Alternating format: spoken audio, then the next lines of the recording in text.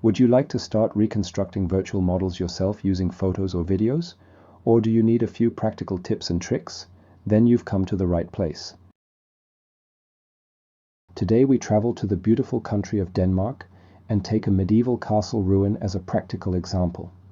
Using this ruin, we will see step by step how the existing indoor and outdoor areas can be successfully combined into an automatically georeferenced 3D model. Halsø is a lake south of Viborg in Denmark. There is a medieval ruin on the edge of the lake. According to current knowledge, Hald Castle was to be built on this site between 1250 and 1300, but it was never completed. Around 1520, Jørgen Friis, the last Catholic bishop of Viborg, built a modern fortification over the ruins, the remains of which can still be admired today.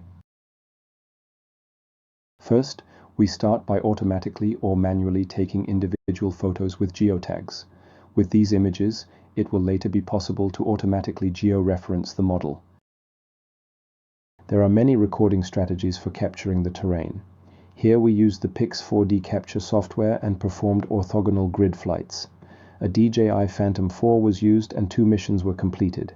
A total of 350 individual photos with geotags were taken. Reality capture was used here to process the photos. As expected, we can create a 2.5D model from a bird's eye view with a camera looking vertically downwards. On the right, we can clearly see the 2 series of shots offset in altitude. If we want to combine these later with videogrammetric data, we have to make sure that the distances between the images are similar in many places. Otherwise, it may happen that the models cannot be brought together. Second, now we want to record the overall structure of the castle ruins with 1 or more videos. We'll leave out the inside areas for now. We recorded 4 videos with a total duration of 52 minutes to capture the castle ruins. Various recording strategies were used. The J-Keyframer software then automatically selected a set of 3,801 individual images from the available video material that were best suited for the reconstruction pipeline. We have already shown in other videos which recording strategies are suitable for such situations. The castle ruins on the left show classic helix flights and flights that correspond to the existing walls and remaining structures of buildings. The result of the 3,800 images, which were taken using only a multicopter, is a very detailed 3D model, as can be seen on the right in the images below.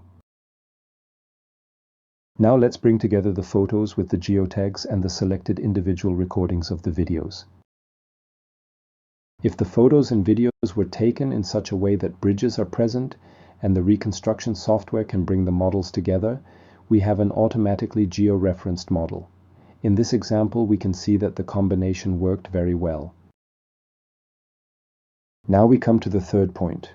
We now want to record the inside areas of the remains of the castle ruins by hand.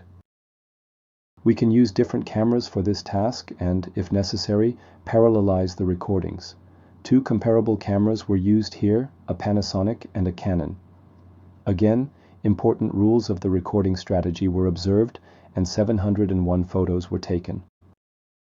Indoor areas often challenge the recording in terms of sufficient lighting and the completeness of all details under often difficult recording conditions.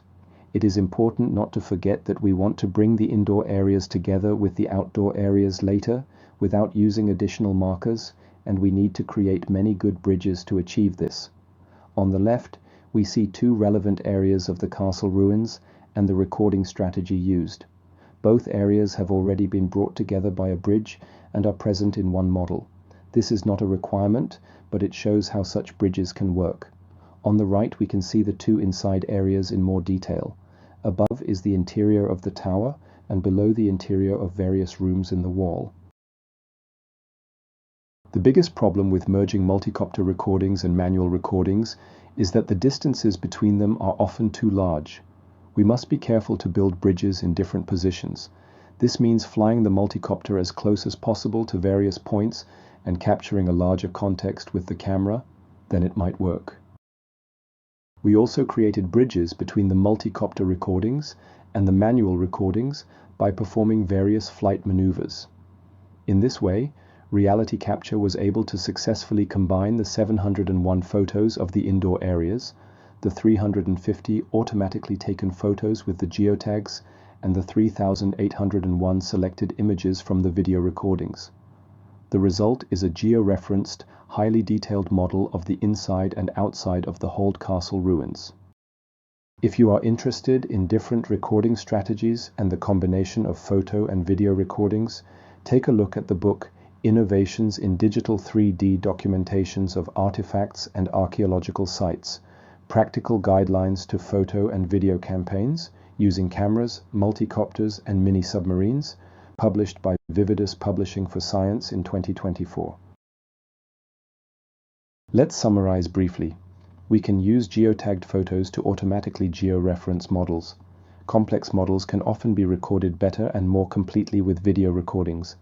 Bridges help to combine photo sets of different recordings, whether inside or outside. Why not try videogrammetry for yourself?